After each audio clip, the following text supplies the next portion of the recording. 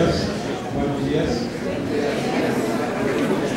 Agradecemos la presencia de todos ustedes para llevar a cabo la presentación del número 82 de la revista Legatos, que, como ya ha sido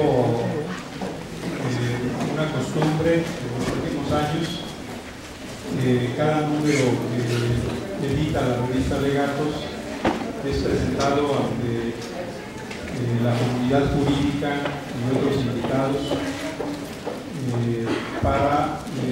difundir los trabajos de investigación que se desarrollan en el Departamento de Derecho y obviamente entre la comunidad de la Universidad Metropolitana y en muchos de los casos de profesores externos a la UAM, incluso en algunas universidades extranjeras. El día de hoy presentamos este número que está dividido en 4 secciones que se refieren a la sección de doctrina, donde tratamos de que se incorporen los artículos que abordan temas que están en la frontera del conocimiento, trabajos de investigación, que son artículos que abordan temas de interés nacional, de carácter general, y que inciden en el pensamiento jurídico, y la sección que tenemos de reseñas y comentarios, donde tratamos de recoger trabajos de nuestros compañeros que reseñan libros que consideran que son de interés para la comunidad universitaria en general. Y en este caso también tenemos una sección que está dedicada a la publicación de documentos que pueden servir para el desarrollo de nuevas investigaciones. No me voy a referir yo a ninguno de los artículos porque hoy tenemos invitados de lujo y creemos que deben ser ellos quienes den su opinión sobre la revista y obviamente sobre los artículos que les hayan parecido de mayor interés. Están en la mesa con nosotros el maestro Miguel Pérez López, que es profesor investigador del Departamento de Derecho.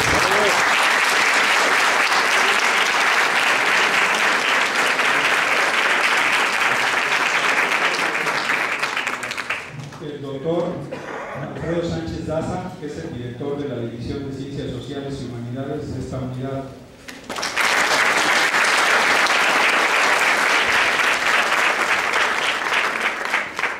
El doctor Enrique Dussel, que no necesita presentación. Creo que todos nos conocemos.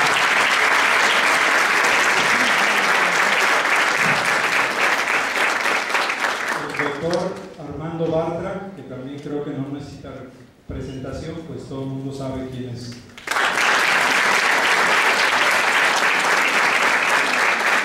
El jefe del Departamento de Derecho, el maestro Víctor Hugo Lares Romero.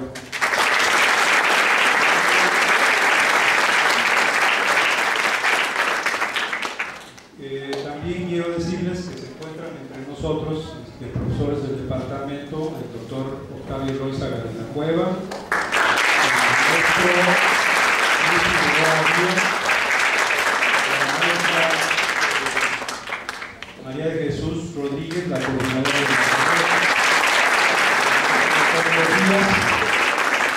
el maestro Antonio Díaz, que es profesor invitado del departamento, y si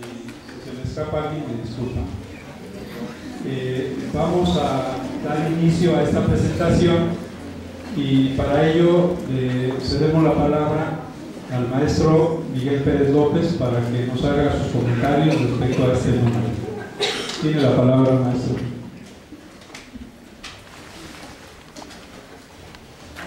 Muchas gracias, maestro Javier Huerta.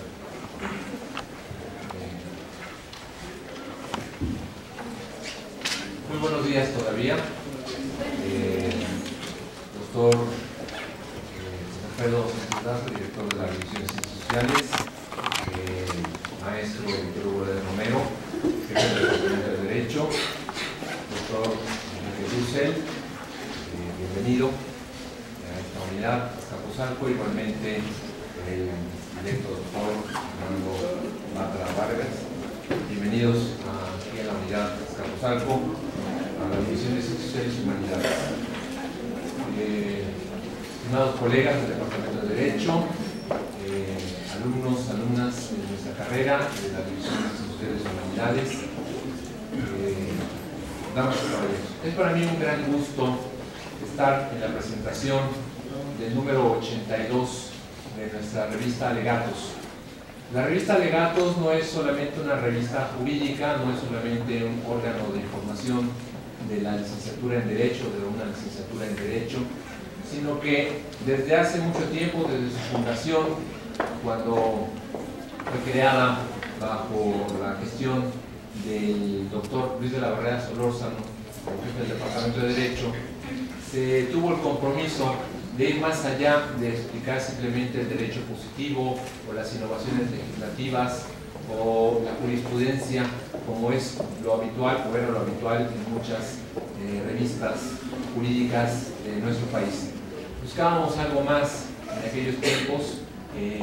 buscábamos sobre todo, yo me incluyo porque en aquel tiempo yo era ayudante de la licenciatura del Departamento de Derecho. Lo que se buscaba en aquel tiempo era no solamente que se dieran expresiones a comentarios de tipo jurídico, sino con una visión un poco más amplia, una visión que tomara en cuenta las demás ciencias sociales o otras áreas del conocimiento a efecto de tratar de cumplir uno de los cometidos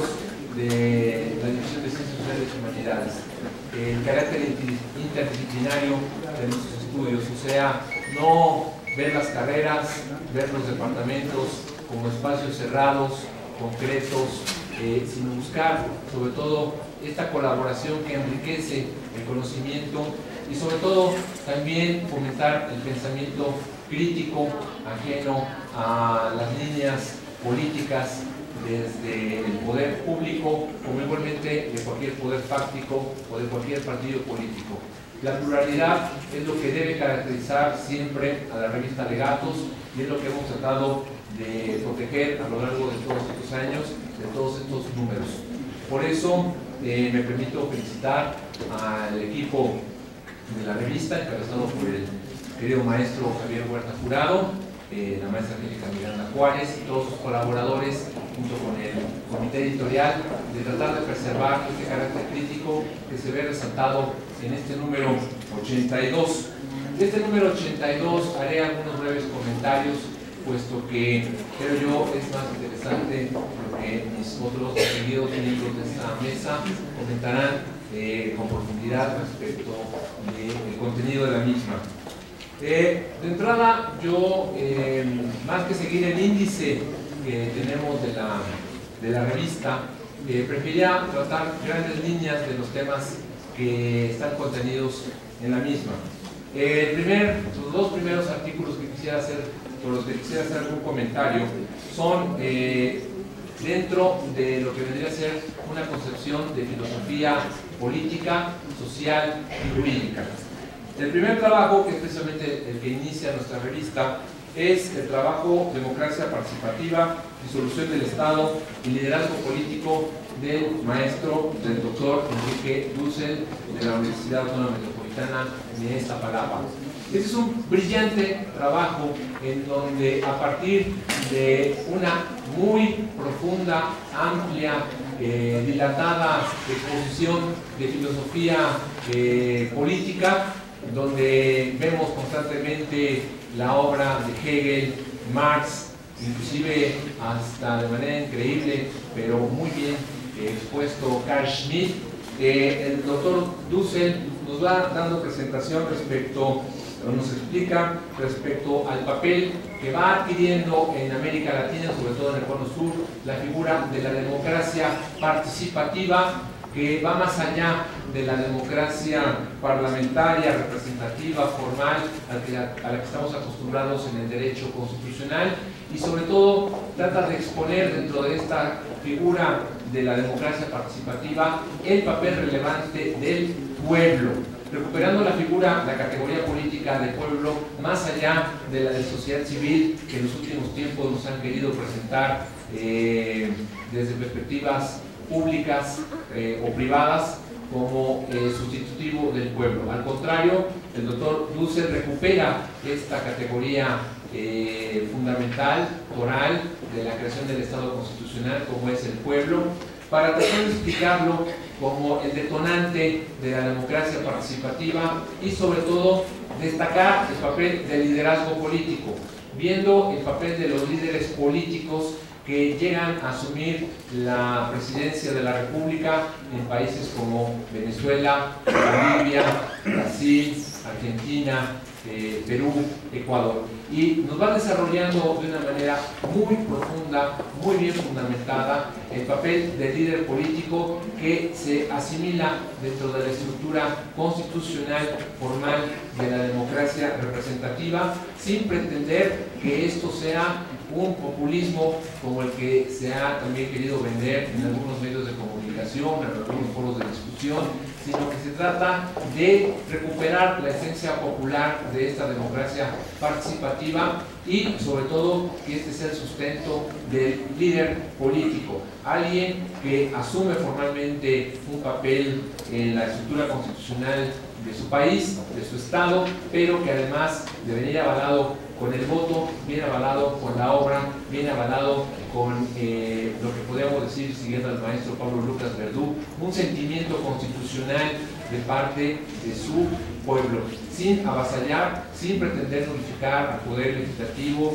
o al poder judicial o a los órganos constitucionales autónomos, ni tampoco pretendiendo nullificar las oposiciones políticas. El doctor Dussel nos dice que hay un gran referente mexicano sobre este particular en la figura del general Lázaro Cárdenas en nuestro país. Por eso yo felicito a nuestra revista de tener este artículo magnífico de Enrique Dussel, que obviamente recomiendo de manera muy amplia. Otro texto que aparece también en esta revista, en este número 82, es Representaciones y estilos de defensa de los derechos, una aproximación a los derechos subjetivos en Kelsen, de la querida maestra, colega Liliana Fort Chávez, de nuestro Departamento de Derecho. Liliana Fort, profesora de Teoría General de Derecho, de Filosofía del Derecho, acomete una tarea verdaderamente riesgosa, pero que era algo muy común en nuestra licenciatura y todavía se mantiene con algunos distinguidos colegas. Tratar de buscar referentes de la teoría jurídica en elementos de la cultura. Y en este caso, Liliana Fort acude ni más ni menos que al drama de Edipo, o a los dramas derivados de la tragedia de Edipo. Tanto Edipo Rey como Antígona, las obras que ella utiliza para explicar el papel del derecho fundamental, del derecho subjetivo, frente a las atrocidades del poder público, en este caso personificado en la figura de Creonte. Obviamente Liliana, como adalid de la libertad académica, de la libertad de pensamiento, acude a estas referencias míticas griegas y nos expone, creo yo, con mucho estilo y buen detalle, cómo Edipo, cómo Creonte están presentes en la vida de hoy, cómo se ha abusado, se ha pervertido la doctrina de Kelsen, se le ha reducido simplemente a ser tal vez la cabeza o el exponente máximo del positivismo, cuando Kelsen mismo tiene obras como Sociedad, Naturaleza y Derecho, donde se va más allá de lo que viene a ser nada más la referencia positiva del derecho y buscar precisamente en la naturaleza del hombre el origen de la libertad, el origen del derecho, y no verlo nada más como un simple control social, sino como un referente de protección de la libertad. Luego, después de estos dos trabajos que están inscritos, creo yo, dentro de un concepto dentro de un campo muy fértil de filosofía jurídica, política y social. Tenemos un conjunto de trabajos que me atrevería a decir son trabajos de frontera. Tal vez tratan cuestiones que ya han sido vistas en otras colaboraciones de nuestra revista o que los mismos autores han tratado en otros de sus libros, pero sobre todo son trabajos de cuestiones innovadoras, cuestiones novedosas que van más allá de los estancos clásicos del derecho privado, derecho público, y en donde nos van presentando fenómenos nuevos de la sociedad. Como primer artículo, como primer ensayo dedicado a estas cuestiones de innovación o de frontera jurídica, tendríamos aportes para un estatuto de las partes separadas del cuerpo del doctor Salvador Darío Vergel, profesor argentino, que nos presenta un trabajo en donde va más allá de lo que viene a ser el tratamiento jurídico del trasplante de órganos para ir a lo más micro de lo micro, la célula humana. Y obviamente el necesario tratamiento jurídico que tiene que dársele para proteger la identidad genómica de las personas. No reducirlo a las cuestiones meramente patrimoniales, pecuniarias, económicas, sino sobre todo tener siempre presente el elemento de la dignidad humana que nos atañe a todos y que obviamente busca que se proteja el dato genético, que se respete el consentimiento libre e informado del sujeto fuente de células madre, de células troncales, que se establezcan ya regulaciones de biobancos, superar la idea de los simples recolectores de células para ir a estas figuras de biobancos donde se proteja sobre todo estas cuestiones que se derivan tal vez de una intervención quirúrgica, de que lo que se veía antes en una intervención como un mero desecho sea protegido, sea recuperado, si así lo dispone este llamado sujeto fuente, aquella persona de la cual se disponen estas partes separadas de su cuerpo. Evitar el mercantilismo, evitar sobre todo estas connotaciones patrimonialistas muy comunes del common law anglosajón y sobre todo recuperar la idea de la dignidad humana que esté presente en este régimen jurídico necesario, más allá de lo patrimonialista, si lo queremos entender en una categoría clásica del derecho, dentro de lo que son los atributos de la personalidad, el nombre, el sexo, la preferencia. Bueno, pues también dentro de esto, también proteger nuestra información genética y sobre todo regular, proteger esta información y evitar sobre todo que esto caiga en la comercialización y en lo que él llama la patentabilidad, un neologismo. Otra cuestión también de frontera y que obviamente nos atañe en los últimos tiempos como abogados viene a ser todo lo relativo al sistema interamericano de los derechos humanos. Todo esto que ahora sí se incorpora oralmente en nuestro régimen jurídico a partir de la reforma constitucional en materia de derechos humanos de junio del 2011. Para esto tenemos un trabajo de la doctora Laura Araceli Agustín, de la Universidad Nacional del Litoral de Argentina. Ella nos presenta el trabajo La eficacia del sistema interamericano de derechos humanos y la continuidad de su construcción. Esta autora parte de un lugar común en la materia del sistema interamericano de derechos humanos, los conflictos entre soberanía y protección de los derechos, de cómo muchas veces los estados ponen trabas para el cumplimiento de las resoluciones, ya sea de la Comisión Interamericana de Derechos Humanos, ya sea de la Corte Interamericana de Derechos Humanos. Nuestra autora lo que procura es postular una armonización y, si es posible, una universalización del sistema jurídico de protección de derechos humanos, de tal manera de que los países de América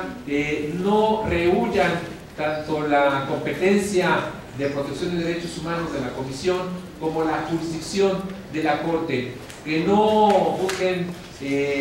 argucias, estratagemas, formalismos internos para evitar el cumplimiento de estas resoluciones y que generen una frustración en el cumplimiento de las cartas, de los derechos y de los instrumentos de protección de los derechos humanos en nuestro continente. Ella le dedica una cuestión, le dedica un tratamiento especial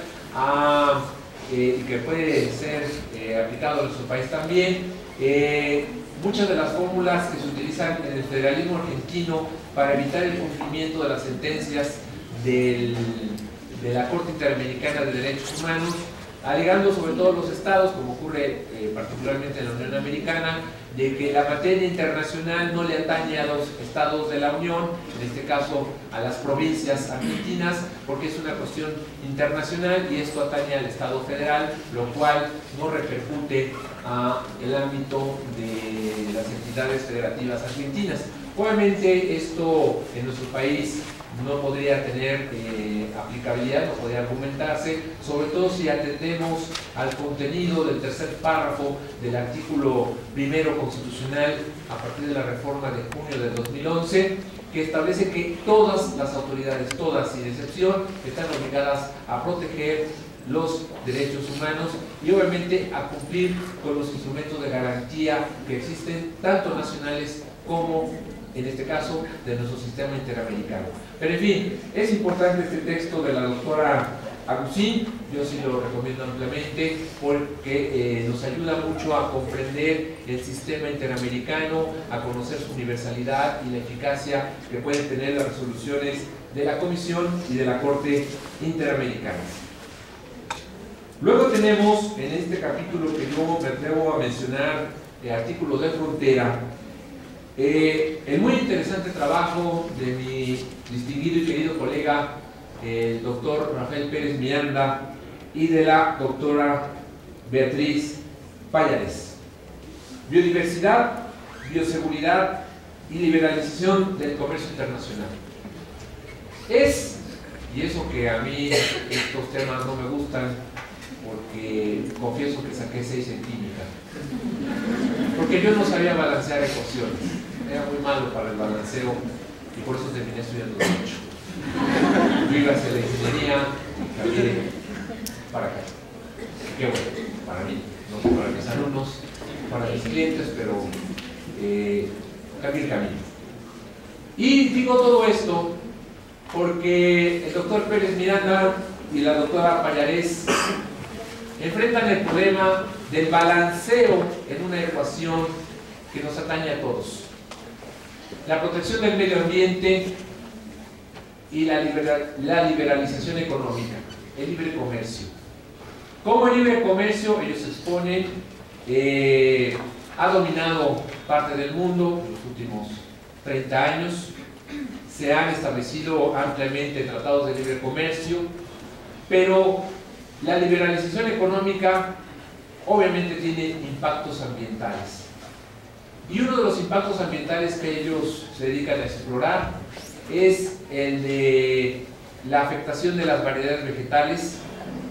todo esto que atañe al cambio de semillas, la mejora de semillas, la biodiversidad, el cambio genético, la manipulación genética, y cómo esto va teniendo secuelas en nuestro medio ambiente, creando figuras tales como el desarrollo de supermalezas, que a la larga también provocan la extinción de variedades vegetales, y que esto, en nombre del libre comercio, ocasiona erosión, afectación, que por un lado enfrentamos el problema del hambre que hay que atender, pero también tenemos por el otro lado el problema de la mala alimentación, y yo no tengo problema moral para decirlo, de la obesidad. Y obviamente esto es atendido por nuestros autores en cuanto que obviamente destacan la liberalización, pero también ven sus efectos perniciosos en la salud, en el medio ambiente, en la alimentación de los seres humanos, que obviamente somos y debemos ser el principal objeto del derecho. En este trabajo también aparece constantemente el elemento de dignidad humana como un referente que no se puede perder aún a costa de cuantiosas pingües ganancias económicas, que obviamente hay un impacto negativo que hay que atender, que obviamente los estados muchas veces prefieren priorizar los tratados internacionales en materia comercial y hacer a un lado los tratados, acuerdos o protocolos en materia ambiental, porque obviamente muchas veces los factores reales de poder que los apuntalan en el gobierno, que los llevan al poder, les cobran la factura, obviamente impidiendo la aplicación de estos tratados o de estos convenios ambientales. Otro trabajo de frontera es de la doctora Goretti Martínez Baena, la inteligencia artificial y su aplicación al campo del derecho. Es un muy buen trabajo de informática jurídica, hace una muy buena exploración, una actualización de lo que debe ser la informática jurídica y sobre todo se dedica a exponer de manera muy detallada las aplicaciones de la informática jurídica, sobre todo en lo que viene a ser la inteligencia artificial y la posibilidad de crear sistemas informáticos que pudieran sustituir al criterio de los juzgadores para la solución de conflictos. Que no solamente la informática jurídica sirva como depósito del dato jurídico, como el referente donde encuentro yo la ley, el reglamento, el tratado, la referencia jurídica para tratar de aplicarla y de alguna manera facilitar la tarea de los que de alguna manera tenemos que enfrentar alguna consulta jurídica o tener que resolver algún asunto en donde esté comprometido el derecho. No solamente ver esto como depósitos jurídicos, sino tratar de trabajar hacia sistemas inteligentes de aplicación del derecho. Yo hace años me hubiera reído de esto. Hoy tengo mis dudas, mejor no me río, mejor guardo mis reservas, guardo mis cautelas por el avance tecnológico. El avance tecnológico ha sido tal en los últimos 15, 10 años que bueno, yo no me atrevería a cuestionar la posibilidad, la factibilidad de que existan ese tipo de mecanismos. Pero lo que sí, por lo que no estoy de acuerdo con la autora, es la posibilidad de que el ser humano sea sustituido por una máquina. Eso sí, me niego a aceptarlo, como lo decía en su momento García Márquez, al momento de aceptar su premio Nobel de Literatura hace 31 años. La otra sección de nuestra revista, así la titulo yo sé que tiene secciones formales, doctrina, artículos de investigación, reseñas, comentarios, documentación, pero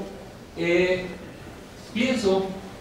que bien pudimos, y no es un reproche tampoco para mis colegas del comité, pero pudimos haber establecido toda una sección o un número monográfico sobre estudios laborales, sobre estudios de derecho del trabajo,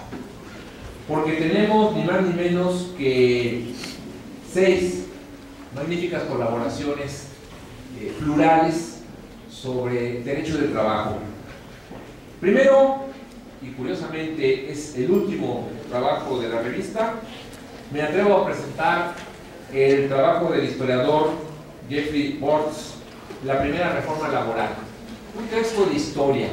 una referencia de las primeras luchas de los trabajadores antes de la Constitución de 1917,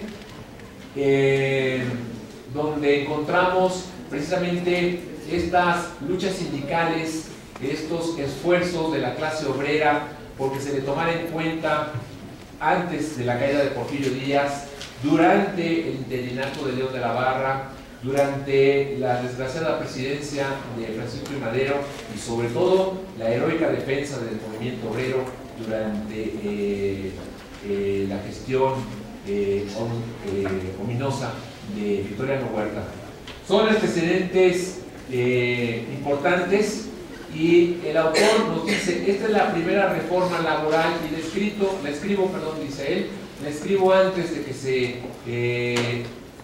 dé a conocer la reforma laboral propiciada por el entonces presidente Felipe Calderón. Quiero que tomen en cuenta este referente histórico de las luchas de los trabajadores por la reivindicación de sus derechos.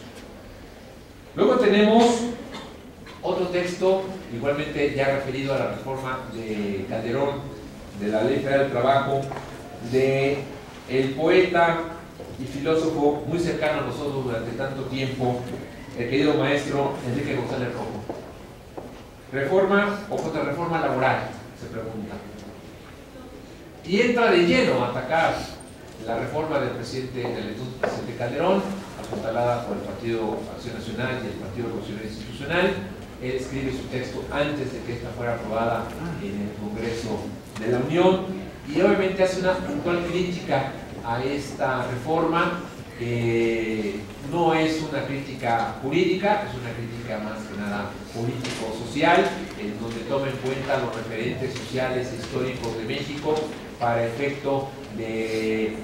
cuestionar y sobre todo advertir los riesgos de la reforma, de los peligros que esto puede ocasionar en el corto y mediano plazo en la clase trabajadora y en la economía del país. Lo hace obviamente desde una perspectiva marxista, pero muy bien fundamentada, sobre todo en nuestra historia y nuestra experiencia sindical y política. Luego, no puede ser de otra manera, un trabajo digno de su autor. En torno a la huelga del querido maestro, del doctor Octavio Loizaga de la Cueva. Un trabajo con todos los suyos, bien fundamentado en la mejor doctrina del derecho del trabajo, crítico, profundo, apoyado en documentación, en las fuentes del constituyente de Querétaro y obviamente exponiendo el tratamiento jurídico y práctico de la huelga que se ha hecho en nuestro país desde 1917 y hasta antes de la reforma laboral ya mencionada del año pasado. El doctor Loizaga de la Cueva hace, repito, un trabajo puntual, detallado, muy bien estructurado, pero obviamente pasional. No es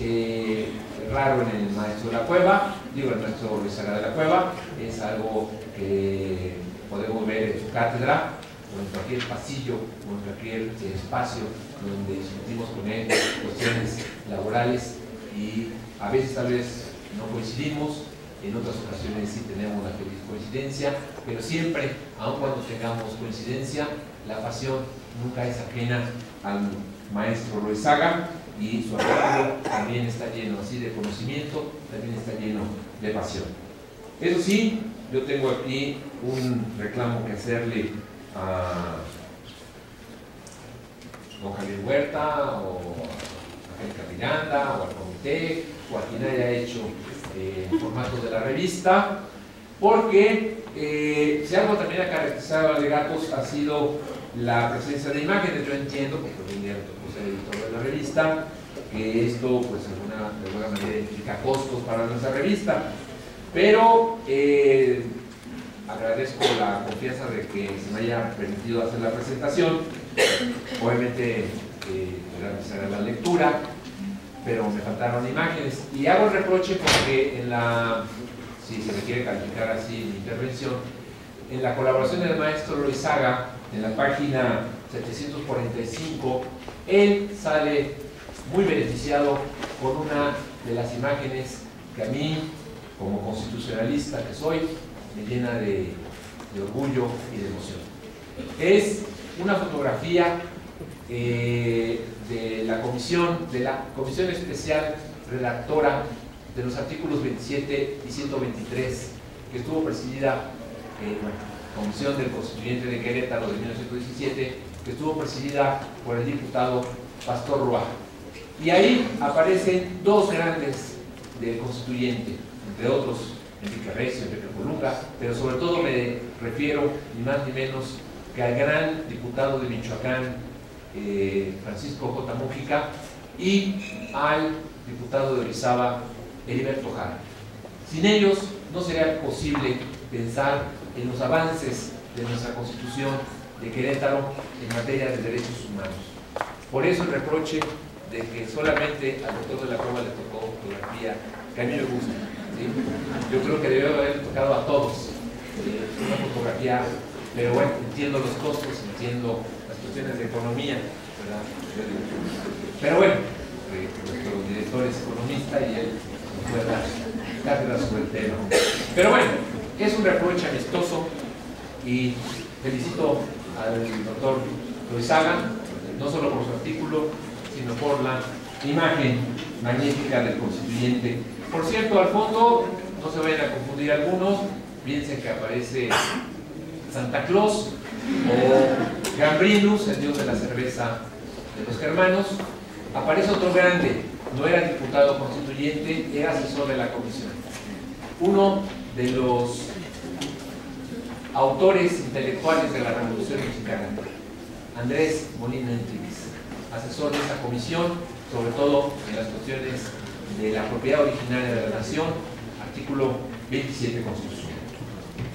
Luego viene otro trabajo magnífico de un querido colega, el doctor Carlos Reynoso Castillo, La justicia laboral, retos y reflexiones. Es otro texto también anterior a la reforma laboral, donde destaca la problemática de la justicia laboral, el problema de la corrupción, el problema del rezago que sufre la justicia laboral y que obviamente impiden el cumplimiento de los mandatos constitucionales de los trabajadores y también de la parte patronal. Obviamente él hace una crítica del sistema laboral, es un trabajo muy amplio de derecho procesal del trabajo, no es un trabajo exegético, no es un trabajo de derecho positivo, es un ensayo sobre el esquema que tenemos todavía hoy de nuestras juntas de conciliación y arbitraje, y obviamente invita a la reflexión para que pensemos en posibilidades de cambio sobre este tema, la justicia laboral. Está en los estudios laborales, hubiera preferido ocuparme de este trabajo hasta el final, pero por razones de espacio y de tiempo, ya ocurre mucho tiempo, y creo que son más importantes mis colegas de su servidor, quiero hacer una referencia especial al trabajo, bueno, al artículo, el trabajo infantil, un problema intolerable en expansión, de Verónica Curiel Sandoval. Es un trabajo de quien todavía hoy es, si mal no recuerdo, ayudante del Departamento de Derecho. O sea, es el trabajo de alguien que está haciendo válgame la expresión, sus pininos académicos, está empezando su carrera como ayudante y esperemos que persista y si la disponibilidad presupuestal y su vocación así lo permite, continúe haciendo carrera aquí en nuestra universidad. La licenciada Verónica Curiel Sandoval hace un trabajo magnífico, interdisciplinario, sobre el trabajo infantil. Lo ve desde el enfoque del derecho, y no solamente desde el derecho positivo mexicano, sino también aplicando el sistema interamericano, acudiendo a fuentes de derecho internacional, pero también la información de economía, la información de crítica social sobre un tema que nos lacere, que nos ofende, el trabajo infantil. Hay un tema que a mí me duele mucho, como es el trabajo, infantil en el que se requieren dedos ágiles, en el que se abusa de los niños por tener los dedos mucho más delgados que el de un adulto, y entonces se abusa de este trabajo para que se dediquen a labores finas que terminan, ella no lo dice, pero eso es en lo que acaba, terminan generando artritis antes de llegar a los 18 años. Y esto, además de doler, bueno, a mí en lo personal, yo lo sé directamente, una cuestión lamentable, por ejemplo, en algo que pues yo estoy acostumbrado a cultivar, como es el béisbol. O sea, para hacer una pelota de béisbol se requieren manos de niños, manos muy delgadas para coser las pelotas, porque las pelotas se cosen a mano. No hay máquinas que puedan permitir la costura de las pelotas, y generalmente las pelotas de grandes ligas son hechas en Vietnam, son hechas en Filipinas y son enviadas a Estados Unidos. Yo soy un fanático del béisbol, no lo niego, pero me duele ver que detrás de una pelota hay tal vez una infancia perdida y tal vez una salud perdida para siempre. Quiero felicitar a Verónica por este trabajo. La invito a que siga colaborando, que sea una